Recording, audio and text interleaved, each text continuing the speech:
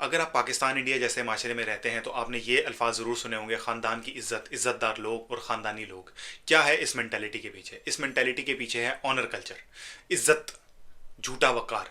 ये जो है ना हमारे माशरे का एक बहुत बड़ा नासूर है। अच्छा, अब होता इस तरह है कि मनसेरा में एक लड़की रहती है और उसको एक लड़का पसंद होता है। लड़का बड़े ही इज़्ज़तदार तरीके से, जो हमारा एक सो कॉल्ड इज़्ज़तदार तरीका है रिश्ता भेजने का, रिश्ता भेजता है। लड़की के घर वाले ये कह के मना कर देते हैं कि हमने शादी आपसे नहीं करनी, हम ख़ानदान से बाहर शादी नहीं करते। अच्छा, शादी बाहर नहीं करते तो फिर लड़की को ऑब्वियसली वो लड़का पसंद होता है, और क्योंकि ज़िंदगी का सबसे इंपॉर्टेंट फैसला होता है, तो एज अ पाकिस्तानी मर्द कैसे वो इजाज़त दे सकता है अपनी बहन बेटी को अपनी मर्जी से शादी करने की, अपनी ज़िंदगी का सबसे फैसला इंपॉर्टेंट फैसला करने की इजाज़त कैसे दे सकता है? तो इस वही होता है, लड़की भाग के शादी कर लेती है। और लड़की भाग के शादी कर लेती है तो उनके उस लड़की के घर वालों को बहुत बुरा लगता है, और लड़की के घर वाले जो है लड़के को और उस लड़की को मारने के ताक़ुब में रहते हैं। अच्छा, फिर होता इस तरह है कि लड़की जब वापस आ जाती है, अपने ससुराल में रह रही होती है, तो उसकी लड़की के घर वालों को पता लगता है, लड़की के घर वाले आते हैं और उसको मार देते हैं और उसकी लाश उठा के अपने घर ले जाते हैं कि हम इस लड़की को खुद दफनाएंगे। और लड़की को साथ कत्ल करते ही हैं, साथ उसकी 6 महीने की छोटी सी बच्ची को भी कत्ल कर देते हैं, और उस बच्ची की लाश छोड़ देते हैं, और अपनी बहन या बेटी जो भी था उसकी लाश को ले जाते हैं और कहते हैं इसको हम अपने तरीके से दफनाएंगे। मतलब उसको अपनी ज़िंदगी में सबसे इंपॉर्टेंट फैसला करने की भी इजाज़त नहीं है, ना उसको पढ़ने की इजाज़त है, ना उसको सोचने की इजाज़त है, ना उसको अपनी पसंद का लिबास पहनने की इजाज़त है। ये सब आता है ऑनर कल्चर से। ऑनर जिसमें झूठा ऑनर, कि हम बहुत इज़्ज़तदार लोग हैं, हमने लोगों को दिखाना है कि हम कितने इज़्ज़तदार लोग हैं, लोग हमारे बारे में क्या सोचते हैं, हमारी इज़्ज़त बरकरार रहनी चाहिए, हम बस एक हमारा इमेज जो है ना वो बहुत अच्छा होना चाहिए कि कोई देखे तो कहे वाह यार क्या इज़्ज़तदार लोग हैं। मतलब ये इज़्ज़त और ये जो ऑनर, ये क्या है? मतलब इसको हम कैसे मैयर करेंगे कि हाँ ये बंदा ख़ानदानी है और ये बंदा गैर ख़ानदानी है? एक बाप है, उसके 4 बेटे हैं, लोग कह रहे होते हैं ये बंदा ख़ानदानी है, ये वाला बेटा जो है ख़ानदानी नहीं है, ये बेटा इज़्ज़तदार है, ये बेटा इज़्ज़तदार नहीं है। मतलब वो कैसे पता लगेगा? इसका कोई मेजरमेंट टूल है पता करने का कि कैसे पता लगेगा हमें? लाइक इस बंदे की 5 किलो इज्जत है, या इस बंदे की 6 फुट इज्जत है? मतलब क्या कोई बैरोमीटर है, कोई पैमाना है नापने का कि हम इस चीज़ से इसकी इज्जत नाप सकते हैं? नहीं। लेकिन एक मेटाफिजिकल चीज़ है जिसको हमने अपने सर पे इतना सवार किया हुआ है, इतना सवार किया हुआ है कि इस वजह से हम ना किसी को जीने देते हैं, ना किसी को मरने देते हैं, और ना मतलब ना पढ़ने देते हैं, ना शादी करने देते हैं, ना खाने देते हैं, ना कपड़े पहनने देते हैं अपनी मर्जी के। और ये सिर्फ मैं लड़कियों के केस में नहीं कह रहा, लड़कों के केस में भी ऐसा ही है कि अगर लड़का जो है वो आउट ऑफ द वे जाके कोई बात करता है या कोई काम करने की कोशिश करता है, तो पूरा ख़ानदान उसके अगेंस्ट हो जाता है, और पूरा ख़ानदान उसको जो है वो इज्जत के वो भाषण देना शुरू कर देता है कि हमारी इज्जत का क्या होगा, लोग हमारे बारे में क्या सोचेंगे और लोग तुम्हारे बारे में क्या सोचेंगे। ये वो लोग हैं जो बस जिनको मजाक उड़ाने के अलावा दूसरे का कुछ नहीं आता। अच्छा, सबसे आयरॉनिक बात यह है कि पाकिस्तान जो है ऑनर किलिंग्स में नंबर 1 पे आता है। नंबर 1 पे, परसेंटेज वाइज नहीं, नंबर वाइज जो है सबसे ऊपर आता है। इवन इंडिया से भी ज़्यादा जो है ऑनर किलिंग्स जो है वो पाकिस्तान में होती है, क्योंकि पाकिस्तान तो बेस्ट कंट्री है। अच्छा अच्छा, इसमें भी ये है कि हमारे यहाँ कॉन्सेबेनियस मैरिजेस इतनी होती है, कज़न मैरिजेस जिसको कहते हैं, इतनी ज़्यादा होती हैं, इतनी ज़्यादा होती हैं कि एक ना पूरा एक बड़ा ही एक ख़ानदान वजूद में आ जाता है, जो एक बड़ा होता है उसका, और वो ही सारी चीज़ सब नवासे नवासियों के पोता पोती और वट एवर सब के वही फैसले कर रहा होता है। ये जो है हमारा ख़ानदानी निज़ाम है जिस पे हम बहुत फ़ख्र करते हैं, और हम कहते हैं गोरे का तो निज़ाम सारा फ्लॉप हो चुका है, वो तो बस उनका ऐसे समझते हैं कि वो तो भाई सुबह शादी करते हैं तो रात को शादी ख़त्म कर देते हैं, तलाक दे देते हैं। नहीं भाई, ऐसा नहीं होता। ये आपके माशरे में इस तरह होता है कि भाई ज़बरदस्ती शादी हो जाती है और इसी तरह चलता रहता है। अच्छा, यहाँ पे हमारे जो माशरा है उसमें तलाक़ें क्यों कम होती हैं? उसके पीछे वजह यह है कि भाई हमारा मियाँ बीवी का तो ताल्लुक होता ही नहीं ना, हमारा ताल्लुक होता है मास्टर और स्लेव का। तो स्लेव अपने मास्टर से कैसे जान छुड़ा सकता है? मैं यहाँ पे औरतों की स्पेसिफिकली बात कर रहा हूँ कि हमारे माशरे में औरत जो है वो एक स्लेव की तरह होती है, और जो उसका हस्बैंड है वो एक मालिक की तरह होता है। तो भाई इस वजह से उनकी शादी चल रही होती है, क्योंकि वो मास्टर है। और स्लेव अगर आगे से खुश कहेगा मैं खुश नहीं हूँ, या मुझे आपसे तकलीफ है, तो मास्टर क्या करेगा? अब बताएं, एक स्लेव है और एक तरफ मास्टर है, और स्लेव मास्टर से कहे मैं आपसे खुश नहीं हूँ, तो क्या कोड़ा ही मारेगा ना? तो यही होता है हमारी सोसाइटी में। तो और हम इस पे जो है ना बड़ा जश्न मना रहे होते हैं, और बड़ा शौक हो के ना बड़े ऑनर से हम बता रहे होते हैं कि देखिए हमारे माशरे की तो क्या ही बात है भाई, आपके माशरे में औरत को ज़रा सी भी चॉइस नहीं दी जाती। अगर उसको ज़रा सी चॉइस दी जाए तो वो क्या से क्या कर ले। अगर कोई औरत गलती से अपनी चॉइस पे अमल कर लेती है तो उस बेचारी का हाल ये ऐसा ही होता है जैसे इस मनसेरा वाली इस लड़की का हुआ है। और इस बेचारी की कोई इतनी ज़्यादा एज भी नहीं थी, शायद 25-26 साल इसकी उम्र थी, और इसको जो है इसके भाइयों ने इज्जत के नाम पे, ऑनर के नाम पे, झूठे ऑनर के नाम पे कत्ल कर दिया। जब ये चोरियां कर रहे होते हैं, अभी ये भावलपुर में याद होगा आपको एक ट्रक उल्टा था जिससे पेट्रोल निकला था, बल्कि थोड़े दिन पहले कह रहे थे कोक को बाइकआउट करें, इसराइली प्रोडक्ट है। कोक का एक ट्रक उल्टा तो वो कोक लूट रहे थे, ये इनका ऑनर है। और बातें इनसे करवा लो, किसी को कत्ल करना है, मारना है तो ठीक है, फौरन पहुंच जाएंगे। वायलेंस तो हमारे अंदर मतलब ऐसे जैसे रचा बसा है। और इसके पीछे बहुत बड़ी वजह फ्रस्ट्रेशन भी है कि करने को कुछ भी नहीं है तो कहते हैं चलो यही कर लेते हैं। और मज़ा मतलब मैं मज़ा वर्ड जो है ना आयरॉनिकली यूज़ कर रहा हूँ, सरकेस्टिकली यूज़ कर रहा हूँ, सटायर के तौर पे इस तरह मैं यूज़ कर रहा हूँ कि नीचे मैंने पोस्ट देखी तो उसमें ये कमेंट्स थे कि जी अच्छा किया आपने, ऐसे ही होना चाहिए, हम भी आपकी जगह होते तो हम भी यही करते। लेकिन बहुत सारे कमेंट्स खैर इसको गलत भी कह रहे थे, लेकिन बहुत सारे आदमियों के खास तौर पर कमेंट्स ऐसे थे कि हम भी होते आपकी जगह तो हम यही करते। तो ये जो सिख मेंटेलिटी है ना ऑनर कल्चर की, कि इंसान की अपनी एक फ़र्द की स्पेसिफिकली कोई वक़्त नहीं है, एक फ़र्द की कोई इज्जत नहीं है।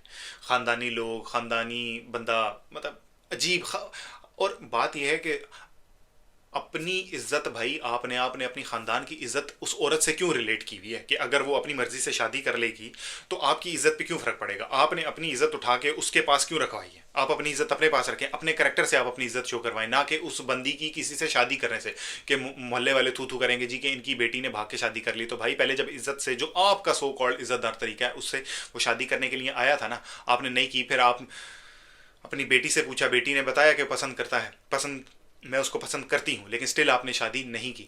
तो cause effect, every action has a reaction, गलत सही होता है। हम अक्सर कहते हैं कि हमारी स्टैब्लिशमेंट जो है ना वो डेमोक्रेसी नहीं आने देती। भाई हमारे अपने घरों में ना, हमारे स्पेसिफिक एक एक घर में जो है ना एक डिक्टेटरशिप कायम है, और आप उस डिक्टेटरशिप के खिलाफ आवाज़ उठा के तो देखें आपके साथ होता क्या है। और पाकिस्तान इंडिया जैसे माशरे में इज़्ज़तदार खातून होने के लिए ज़रूरी है कि उसका कोई ताल्लुक ना हो, वो गूंगी हो, उसको लोग कहें, बस लोग इस तरह कह के उसकी तारीफ़ करें कि अल्लाह मियाँ की गाय है, ये तो गाय है, ये तो आगे से जवाब भी नहीं देगी, ये तो कोई ओपिनियन इसकी है ही नहीं, ये तो ज़ुबान खोलती नहीं है, ये बस सारे घर के काम करेगी और वगैरह वगैरह।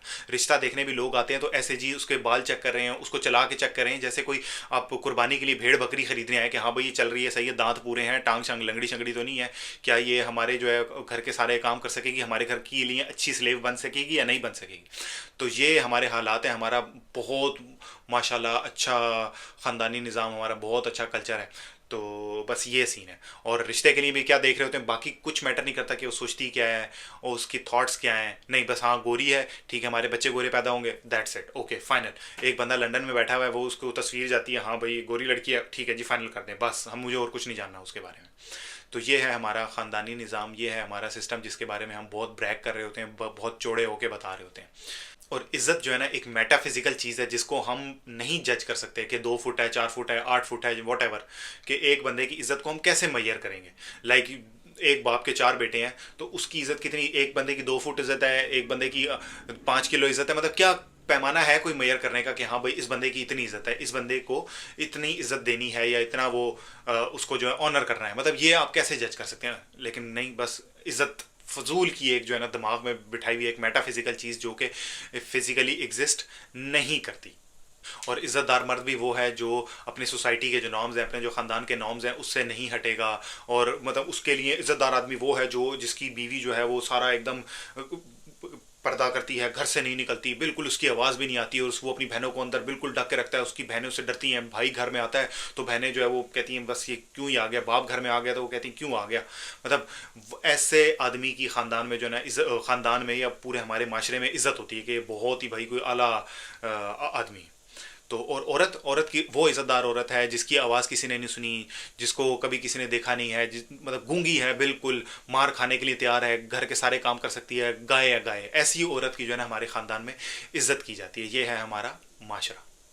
अच्छा, मैं इस किताब में पढ़ रहा था कि जब जो है ना जानवरों को डोमेस्टिकेट करना था तो उनकी सबसे पहले सेक्सुअलिटी पे अटैक किया गया था। उनकी सेक्सुअलिटी जो है ना वो ख़त्म की गई थी कि अगर वो अपनी पसंद का पार्टनर ही नहीं चूज़ कर पाएंगे तो बस फिर वो काम ही करते रहेंगे। तो हमारे यहाँ भी एक पिदरशाही निज़ाम में औरत को पर्टिकुलरली औरत को अपना पार्टनर चूज करने की इजाज़त ही नहीं होती।